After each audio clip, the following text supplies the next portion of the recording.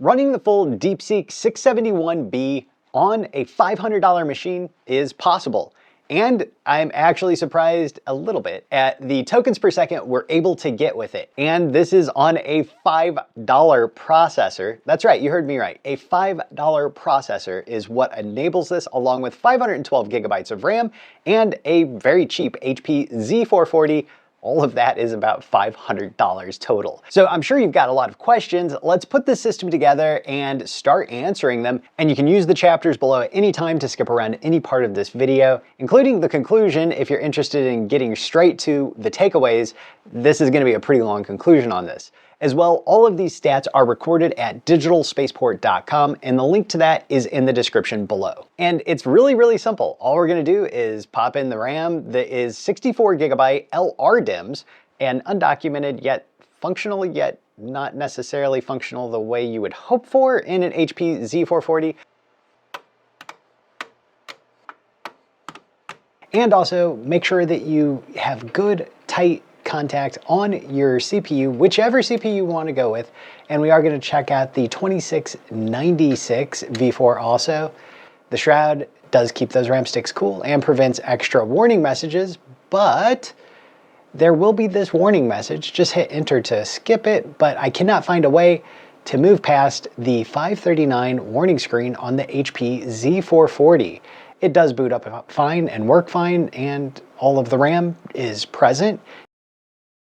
This is where I have our Deepseek stored, and that is quite a large file. So do keep in mind, if you're thinking of this, that is about 400 and some gigabytes right there. You can see that we've got our E5 2650 V4 processor, of course, the RAM that we've got there also. And on the right-hand side, you can see H-top running and on the bottom B-top. So kicking it off here just with a howdy to get an idea on the tokens per second, it looks like we're getting 2 tokens per second response and prompt tokens 2.9 tokens per second, total tokens 22. Next, we'll run a much larger prompt and see what we get back as far as the inference speed. And this will be much slower, so I'm definitely gonna do some cutting here. Just keep in mind, if you want to check out all of these, you can go to digitalspaceport.com and look for the $500 CPU inference article that I'm going to put together. And you can see that came down to 0.75. So a lot of degradation, 3.26 prompt token and 1,279 total tokens. That was not fast at all. I also wanted to check this out on the 2696 V4 since I had that installed for some other testing. And you can see that I do have the 3090 in there also, but that is not using it at all. We got 2 tokens per second and 3.2 return, exactly the same as we got on the 2650 V4. However, I think that would change, so keep that in mind. But yeah, so we definitely, if you're looking at the longer response for Armageddon with a twist, do see a pretty big difference versus the 2650 V4 there. 3090 not running at all while we were doing this, but it thought for about 7 minutes and then it gave its answer. And this was also a long time, but it was not nearly as bad as the 2650, coming in at 1.3 response tokens per second and 6.35 prompt tokens per second. So that is the highest end, and I mean, a $5 CPU, I guess, is the lower end. So yeah, we'll call that a good evaluation. A huge question is, what kind of tokens per second could I get with other models? And so I threw QWQ on here, and boy, QWQ takes a long time to think through things. Without a doubt, it is one of the reasoning reasoners. That was 1.6 tokens per second and about 4.5 on the prompt. Next, let's check out something much smaller, Gemma 3. And look at that, that is really fast. It is a Q4 model, 15 response tokens per second and 20 prompt tokens per second. Next, we're going to check Cogito 14B, and this is a Q8, so this will be quite a bit slower here also, but definitely we're seeing that the size of the model does impact. Of course, if you've got a reasoning model, that's going to impact it a lot. 3.7 and 9.5 on Cogito there. So next up, we're going to ask it a question about some ancient Egyptian trivia factoids.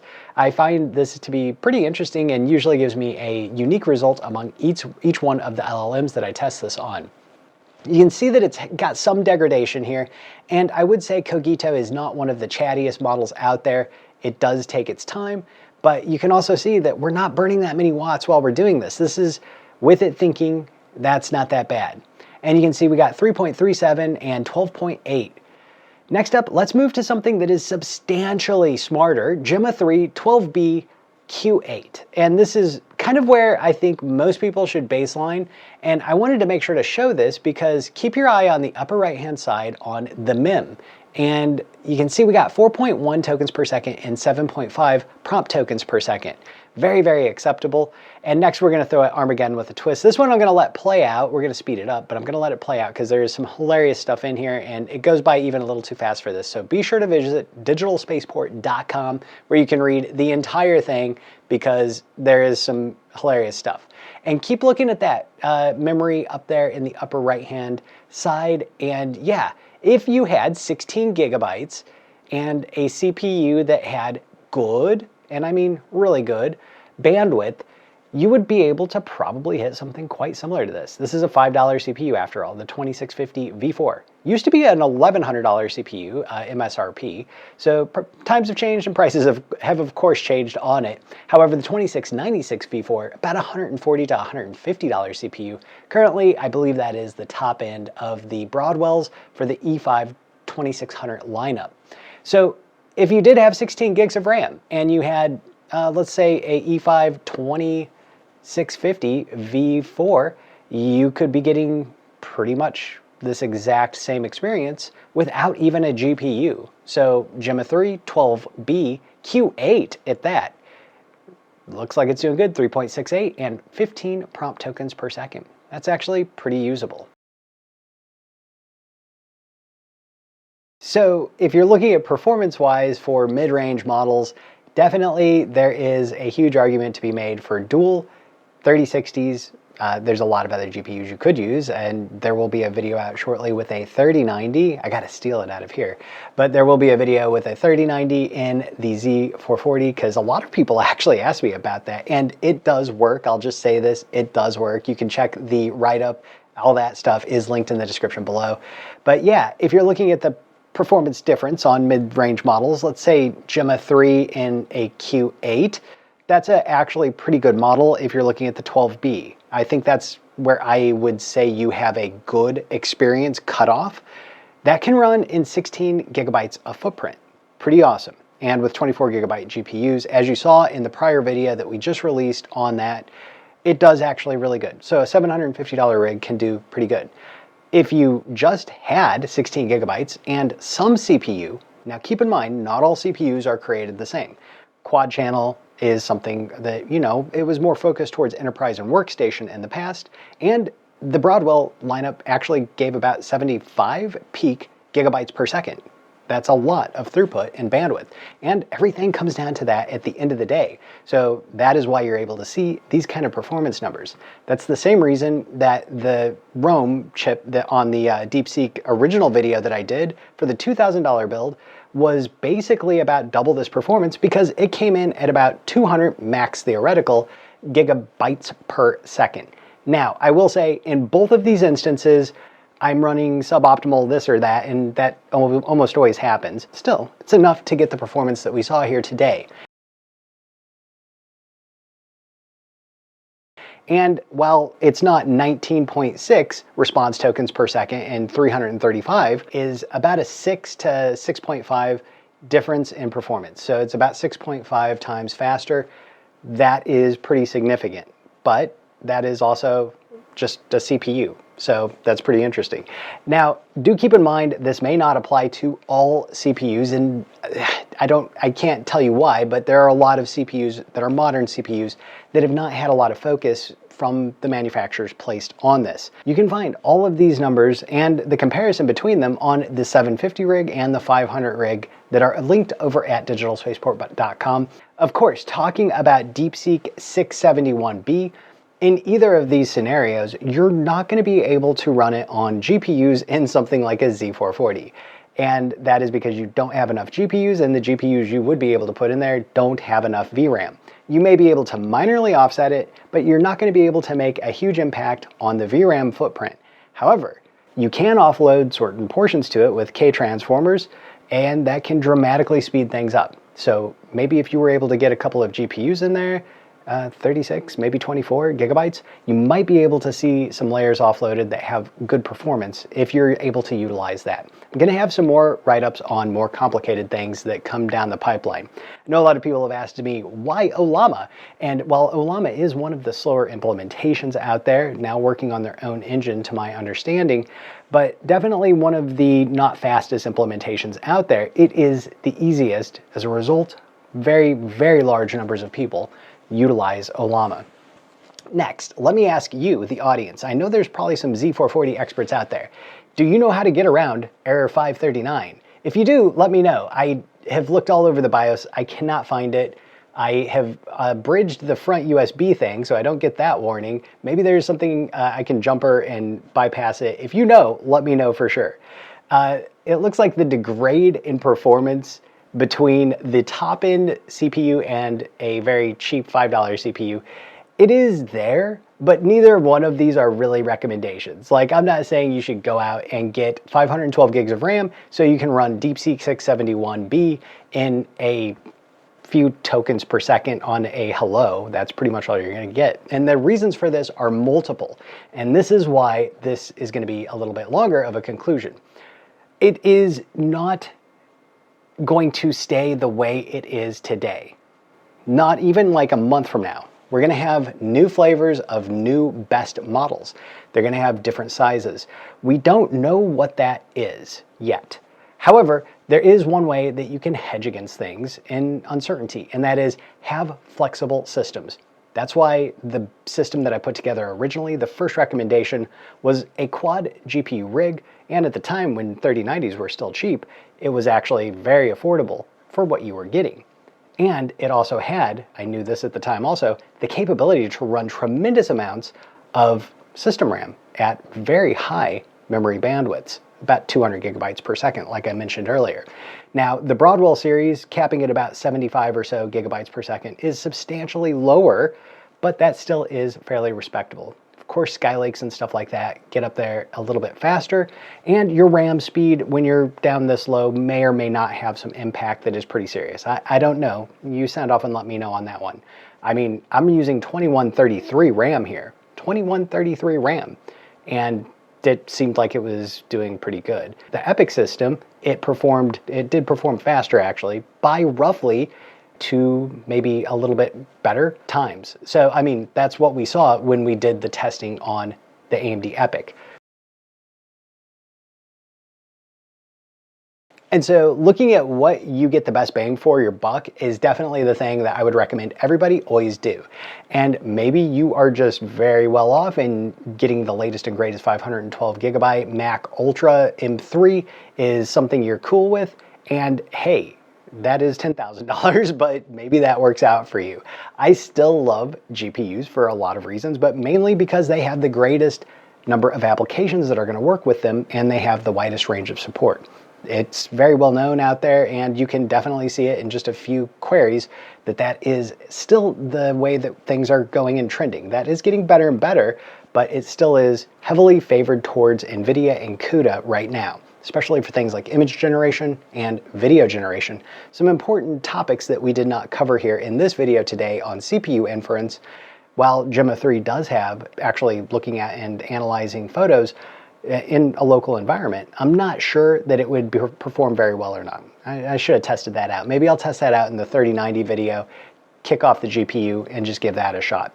But definitely, I think if you're looking at 128 gigabytes in some sort of a home server, well, first off, let me say 128 gigabytes, 64 gigabytes to 128 gigabytes is badass. You are going to have a really great experience because you're not going to be running out of RAM. And that's almost always the reason that you have limitations. I will say this, a lot of people recommend quad core. You don't see this channel recommending quad core anything for good reason. 8 core is pretty much where you should be today. So definitely, I think if you're looking at something like a 22 core, which is insane, a 22 core, 44 thread CPU, you might not need to go quite that crazy. Now, of course, that's a single socket system that we're talking about. keep in mind Broadwell, you can actually use dual socket machines. Also AMD, Skylake, Epic, most of the other server stuff you can. And that gives you an amazing capability, but, big but, that also gives you an interconnect limiter. I now suspect what actually happened, because these were the numbers on paper that I had expected to hit when I was checking out the R930s in the first video. I don't think I was able to hit them because of QPI. And I did jam a lot of RAM in there, and they have 4 sockets in each one of the R930s. Those are Broadwell V4 chips also. Those are the toppest end 8890 V4s, pretty banger. But that QPI link is where everything slows down, because that is not operating at the actual full RAM bandwidth capabilities of the system. So I now have something else to test. I don't know if I can even take out CPUs and operate those without full CPUs. I don't know. But I might give that a check out here and just see whether or not that's possible. We saw about 180, 190 be the top peak in just CPU inference. That was on the 2696 V4.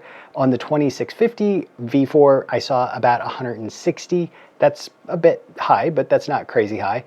Both of those idle down really good. And so if you're looking at your idle states, they drop down to about 55 to 60. That's not that bad given the amount of PCIe lanes that are active and all the USB and all the internals and the system fan. And I mean, I don't know what fan that they have installed in there, but it's kind of an OEM thing. And I'm sure it's not the most efficient thing in the world. If you got 32 gigs or 64 gigs or 128 gigs, you would be actually pretty happy with some of the CPU inference that you could offload to your CPUs for certain models that might run just fine there. And that gives you more room on your GPUs that you're able to balance things out. That is intelligently thinking about things. And so definitely I would check out 32 gigabytes as being kind of your minimum and trying to get to 64. I think you'll be really happy if you can run another ancillary model at the same time. It certainly will increase your capabilities. So the other thing that I would say is that when you're looking at pain in the butt for systems to build, workstations like the HP Z440, very easy. A lot of people ask me about Z640s, Z880s, some of the newer G things. All good. All of those also linked in the description below if you're looking for more information, and you can check out digitalspaceport.com. I've got some stuff that's just been laying around that I've checked out, and I've got to say, the ability to actually get 2 GPUs and 24 gigabytes of VRAM and even a single 3090 working just perfectly fine even at max in a Z440 has been pretty cool. LRDIMM's not completely supported officially, so you see that weirdness that we saw there. However, I did read the Z640 and Z840, I think, 880. Those looked like they did not have the same problems. So let me know if you're a specialist. I know a lot of people have a lot of knowledge around HP. I've mainly been a Dell person myself, and usually LRDIMMs don't present an issue in most of the Dell systems I've dealt with, but most of those are also like rack servers and stuff like that, or the toppest end tower servers like a T620. And so my biggest conclusion for you is at the end of the day, have a budget that allows you to buy something that you can grow in the future is not a bad idea, because that allows you to add on new capabilities in the future.